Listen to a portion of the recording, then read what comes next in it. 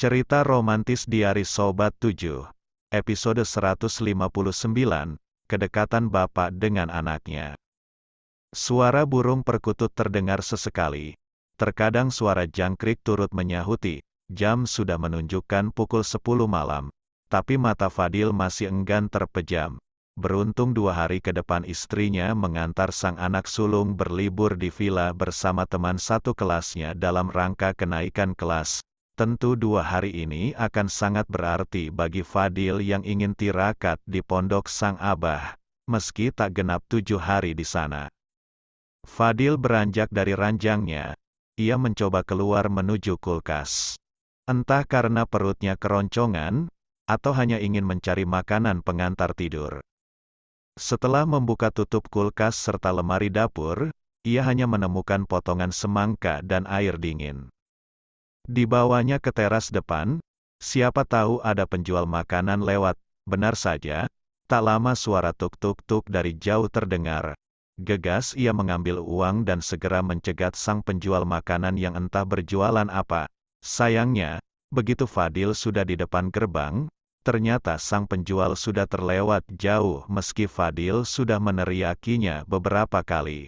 Dengan langkah gontai ia pun kembali, berniat mengambil motor demi mengejar sang penjual makanan keliling. "Kemana, Dil?" Fadil menoleh pada sumber suara. Sang abah memandangi putranya. Sungguh jarang sekali sang abah mengajak bicara Fadil terlebih dahulu, terutama setelah Fadil memutuskan tinggal di rumah Fatma dan bekerja di Bandung. Satu-satunya alasan sang abah memberi izin Fadil bekerja di Bandung adalah karena ia bekerja dengan Asmi, putra Kiai Basori. Sebenarnya Fadil pernah diterima di perusahaan asing yang mengelola minyak di daerah Cepu. Jabatan dan gaji yang ditawarkan juga lumayan tinggi. Namun sang abah tidak memberinya restu, dengan alasan yang cukup membuat Fadil kecewa. Menurut abahnya, lebih baik Fadil mengurusi beberapa pom bensin milik abahnya daripada bekerja di perusahaan asing. Toh, jika dikelola dengan baik penghasilannya bisa mengalahkan gaji yang ditawarkan perusahaan yang dilamar Fadil. Bagi Fadil, jawaban sang abah cukup mengada-ada. Bagaimana bisa mimpi Fadil bekerja di perusahaan besar disamakan dengan bekerja di pom bensin milik bapaknya sendiri? Sedangkan bagi abah Fadil, apa yang dipikirkan Fadil tidak masuk akal. Buat apa jauh-jauh ke Cepu, pulang hanya seminggu sekali kalau sama-sama memperoleh bayaran yang sama, apalagi sama-sama bergerak di bidang minyaknya. "Rokokku habis, Dil." Sang abah membuyarkan lamunan Fadil. "Lah mau saya belikan sekalian apa gimana, Bah?" Fadil berbasa-basi sambil mengeluarkan PCX putih dari garasi. "Aku ikut aja, kamu nggak tahu tempatnya beli." Fadil yang sebenarnya enggan mengajak sang abah, terpaksa menuruti karena perutnya sudah mulai tak mau kompromi. Padahal jelas, nasi kebuli 2 piring sudah dihabiskannya tadi. Dinginnya malam menembus kulit Fadil, padahal jaket sudah menutupi kulitnya. Ia pun memperlambat motornya agar angin malam tak kuat menerpa. Terlebih abahnya hanya memakai koko putih lengan panjang saja tanpa jaket. "Anginnya dingin, Bah. Abah mau pakai jaket Fadil?"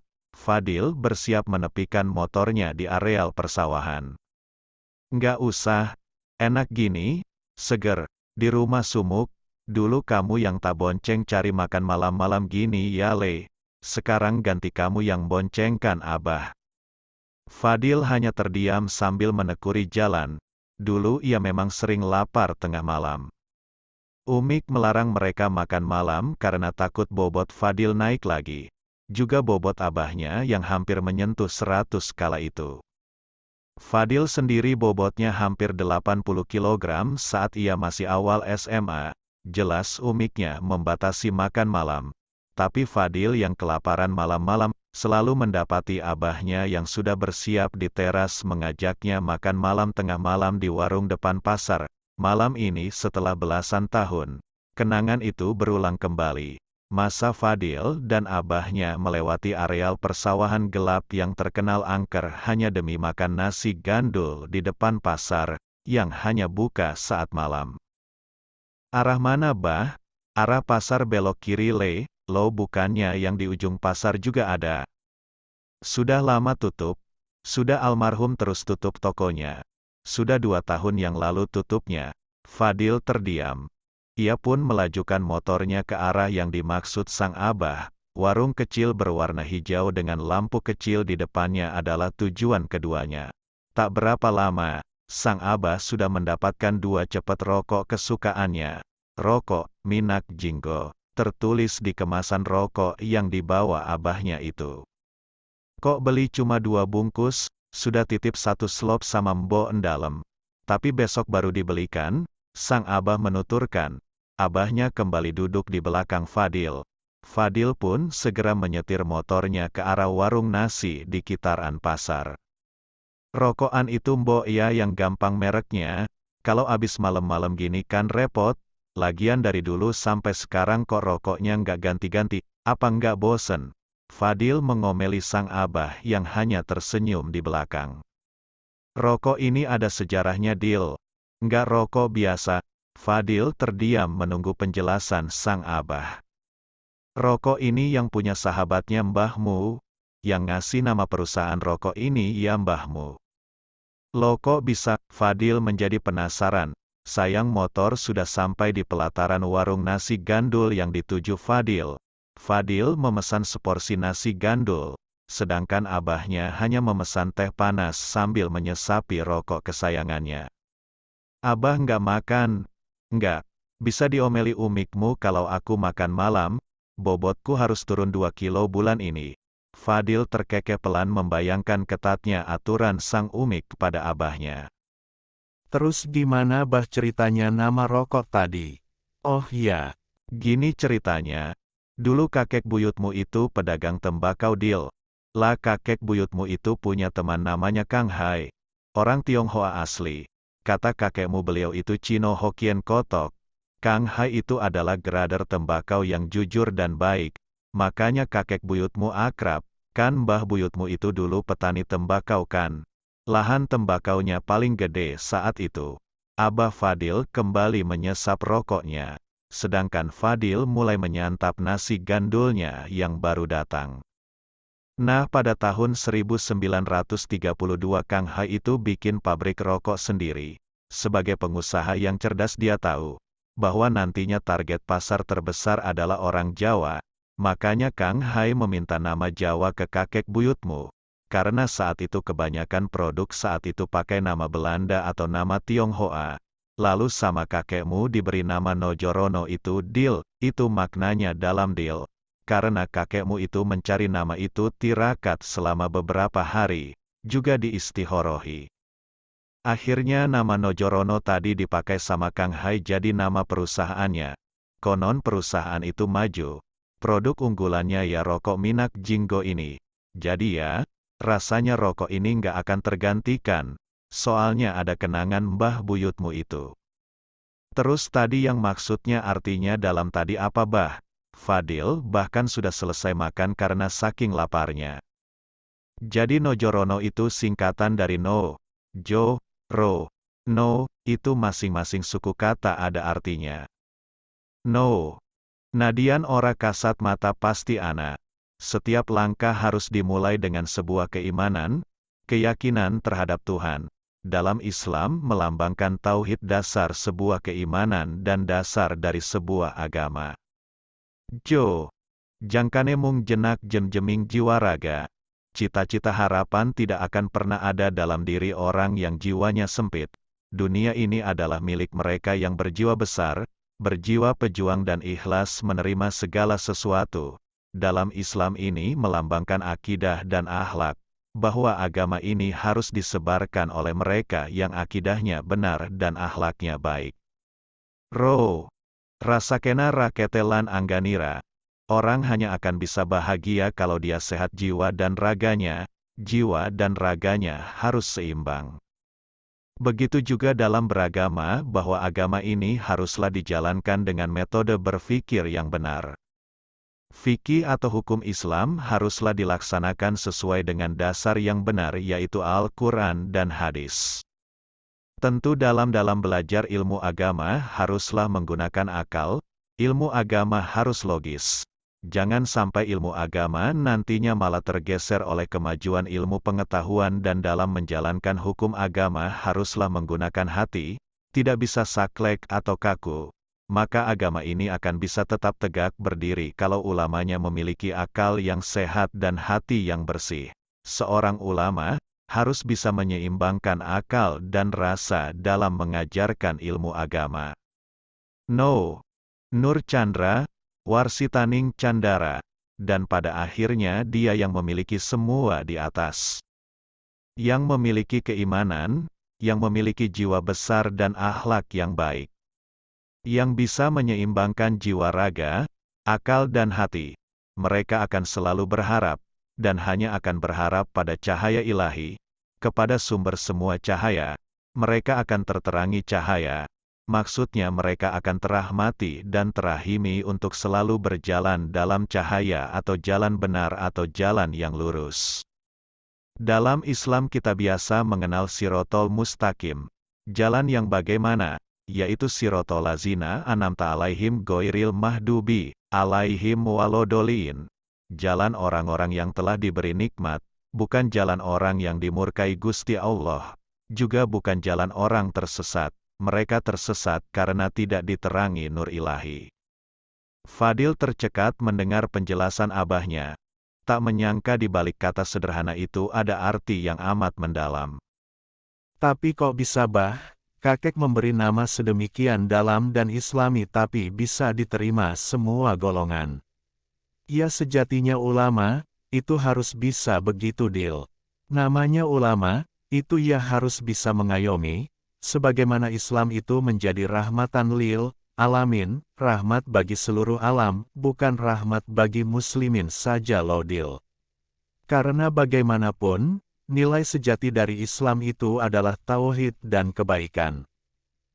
Dan jika tauhid dan kebaikan itu benar-benar disampaikan, semua orang akan bisa merasakan kedamaian. Bahkan Dil, jangan kamu kira orang-orang yang mengaku tidak punya agama itu tidak bertuhan.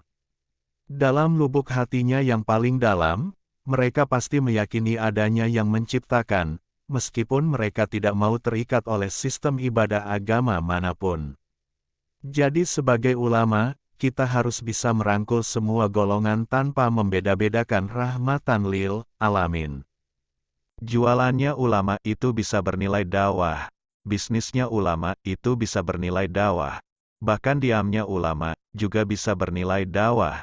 Itulah pentingnya menjadi orang alim, orang yang berilmu Dil, bukan sekadar menyandang gelar, tapi benar-benar mempunyai ilmu agar bisa bermanfaat bagi umat. Lapar lagi bah aku, gara-gara abah ceramah. Fadil menggaruk lengannya yang mendadak gatal-gatal karena ceramah abahnya yang panjang lebar. Sang abah terkekeh pelan. Ayo pulang Dil, Fadil segera membayar makanannya. Keduanya menyusuri kembali malam yang dingin. 20 menit kemudian mereka sampai di rumah. Fadil pun segera menuju kamarnya. Sedangkan abahnya masih duduk di teras. Langsung tidur Dil? Iya ndak juga bah. Lah abah nggak tidur.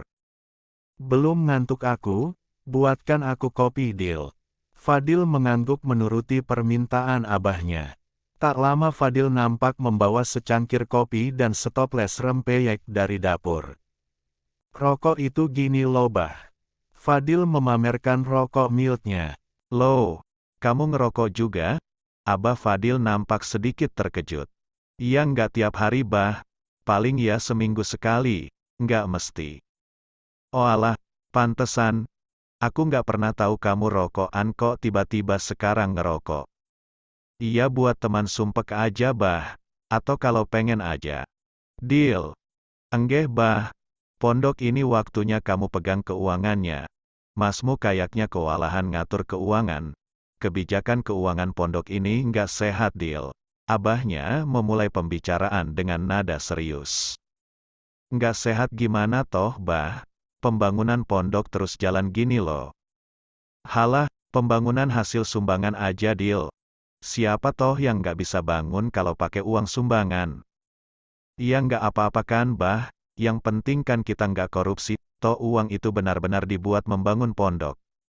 Abahnya menyesapi rokoknya dalam-dalam sambil memandangi langit malam. Gini loh Dil, aku punya cita-cita, pengen pondok ini besar dan mandiri. Pondok ini harus punya sumber dana mandiri supaya nggak bergantung sama sumbangan. Masak pondok ini disumbang politisi kanan-kiri. Malu aku Dil, kok kayaknya kita ini nggak bisa berdikari. Bah, Mas Rido itu loh nggak nyari sumbangan. Politisinya itu kan juga temannya Mas Rido satu organisasi. Mereka lo datang ke sini minta pertimbangan dari Mas Rido. Jadi kan mereka yang datang, bukan kita yang minta. Ya tetap aja, kapan itu ada temennya masmu yang keseret kasus korupsi? Nah gitu itu aku kan jadi mamang Dil, jangan-jangan uang yang disumbangkan tadi hasil korupsi. Aku yang gak tega Dil, jangan sampai itu mempengaruhi keberkahannya santri dalam mencari ilmu Dil. Kan ya belum tentu uang korupsi bah. Iya tapi siapa yang bisa jamin? Nggak ada kan? Lagi pula Dil. Orang-orang itu korupsi kan karena cari suara juga. Siapa lo orang kaya yang rela bagi-bagi uang buat dikasih-kasihkan ke orang lain cuma buat naik jabatan? Ya itu jualan Dil. Ya kulakan kita semua tahulah itu. Jadi ya yang kita bisa cegah ya biar kita nggak kemasukan seperti itu. Aku nggak mau pondok kita ini dicap mendukung pasangan A, pasangan B. Jangan sampai pondok kita ini dianggap jualan masa Dil. Nggak rela aku. Aku sudah pernah bilang gini ke masmu. Tapi masmu malah nesu. Iya siapa bah, yang nggak marah. Andai Mas Rido itu boleh daftar PNS, pasti sudah jadi staf khususnya gubernur sekarang ini. Mas Rido kan memang jiwa analisis kebijakannya kan bagus. Abah aja yang egois maksa Mas Rido megang pondok. Coba sekarang Mas Rido itu bapak biarkan nyalek. Menang pasti. Dan pasti kebijakannya bagus-bagus, pasti manfaatnya lebih besar buat umat. Gitu kok katanya rahmatan lil alamin. Sekarang Mas sudah mati-matian bikin kebijakan, nuruti maunya Abah jadi kiai.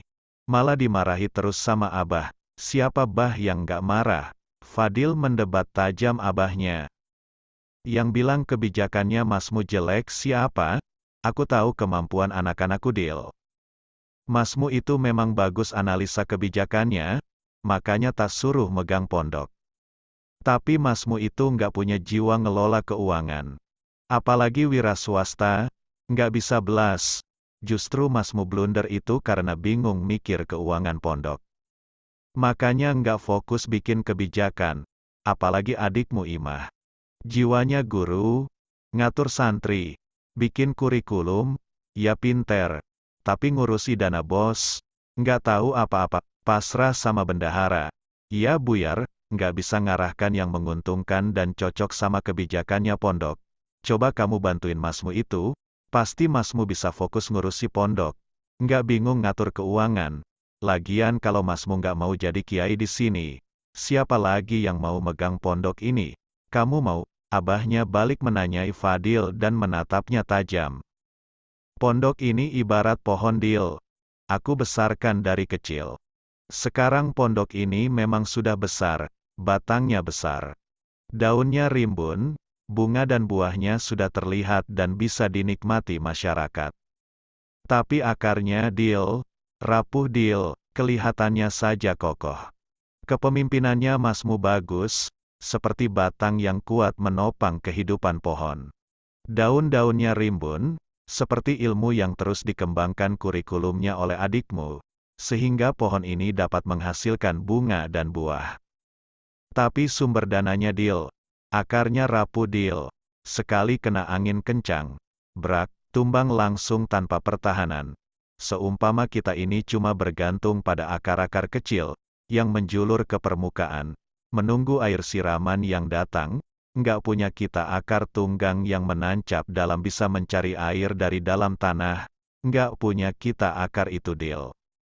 Masa aku salah Dil?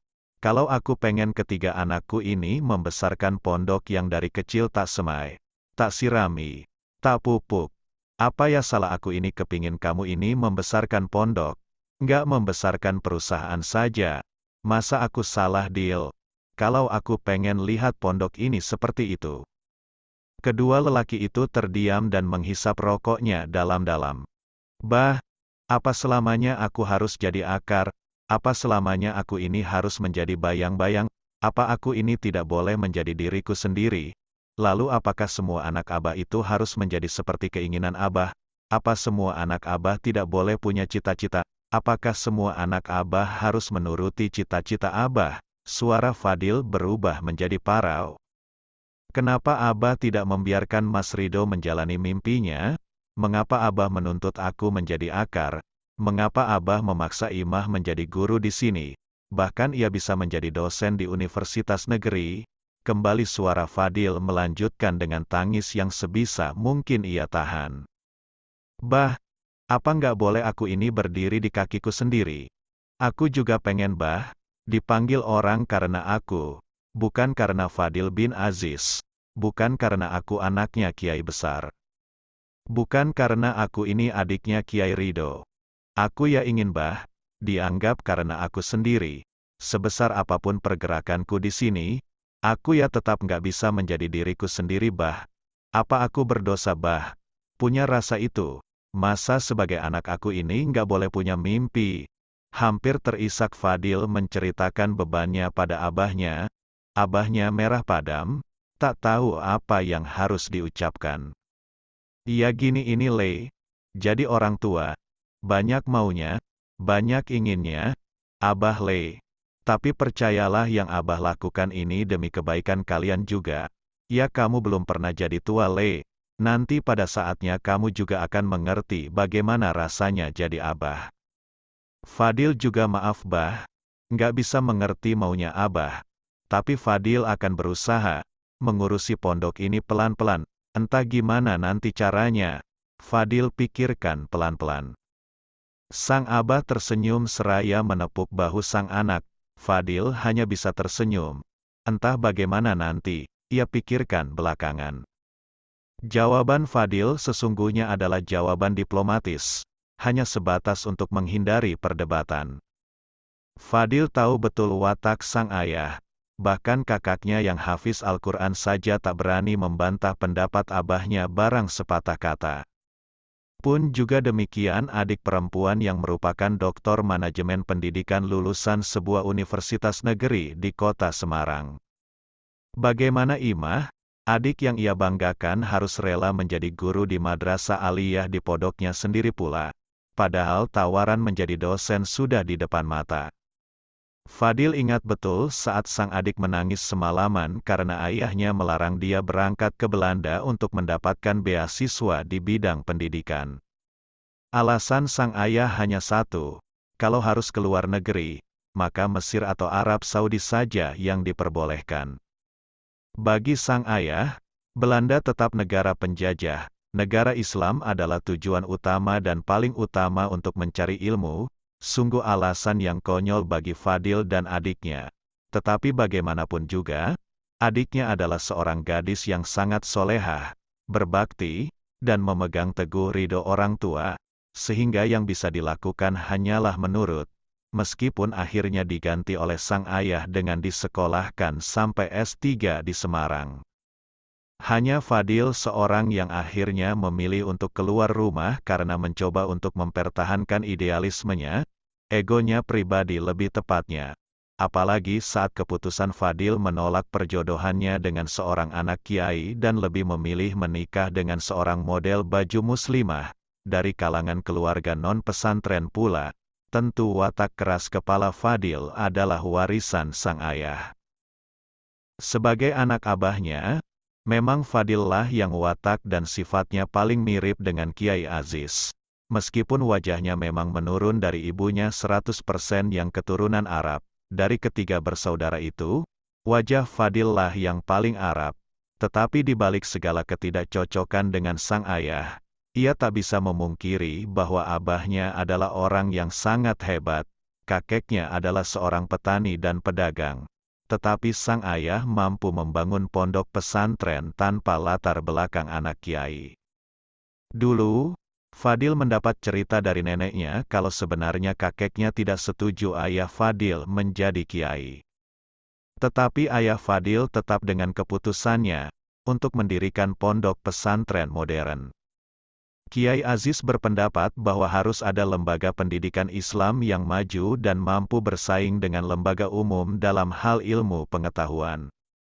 Ilmu pengetahuan harus dikuasai oleh orang yang memiliki dasar ilmu agama yang baik, baik pemimpin, pengusaha, ataupun pedagang haruslah memiliki dasar ilmu agama, santri harus mampu bersaing, dan keraguan dari sang ayah mampu dijawab oleh Kiai Aziz dengan bukti kini pondoknya memiliki lembaga sekolah unggulan dari SD sampai SMA yang bahkan kualitasnya bisa lebih unggul daripada sekolah umum. Saat ini Fadil tahu betul bahwa yang bisa ia lakukan hanyalah menghindari perdebatan, karena dia pun belum bisa menerima sepenuhnya keinginan sang ayah. Tapi ia juga tidak bisa memungkiri bahwa yang ayahnya katakan juga benar adanya. Le, beneran ya Le, tolong pikirkan betul permintaan abahmu ini.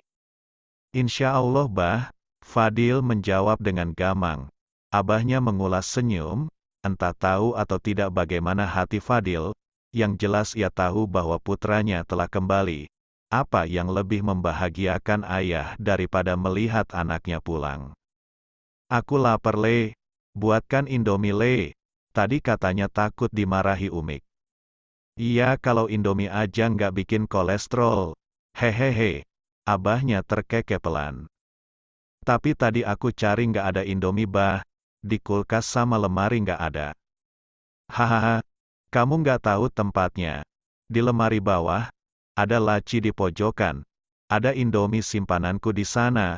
Buatkan double ya Le. Kamu kalau mau juga nggak apa-apa. Fadil hanya tersenyum seraya menggelengkan kepala. Ia pun menuju lemari yang dimaksud abahnya. Dibukanya lemari itu. Dan betul ada Indomie sebanyak 10 bungkus di sana. Tapi bukan itu yang menarik atensi Fadil. Ada satu slop rokok Minak Jinggo di sana, masih utuh dan terbungkus rapi. Lah ini kan rokoknya? Berarti tadi itu? Fadil tak melanjutkan ucapannya. Jelas abahnya hanya mencari alasan untuk berbagi memori masa kecilnya dulu. Lelaki memang tak pernah bisa melepaskan gengsi. Kadang hanya ingin dituruti kemudian dimengerti. Fadil pun segera membuat 2 piring mie, satu untuknya dan satu untuk abahnya. Malam larut disertai gerimis, ditemani mie instan panas dan wedang kopi. Juga obrolan khas antar lelaki. Apa yang lebih indah dari ini? Sungguh rumit hubungan antara bapak dan anak lelaki. Tapi akan indah saat keduanya saling mengerti. Bersambung, terima kasih sahabat Diari Sobat 7, yang selalu setia. Selalu dukung channel kami, jangan lupa subscribe, like dan komentar di kolom bawah. See you.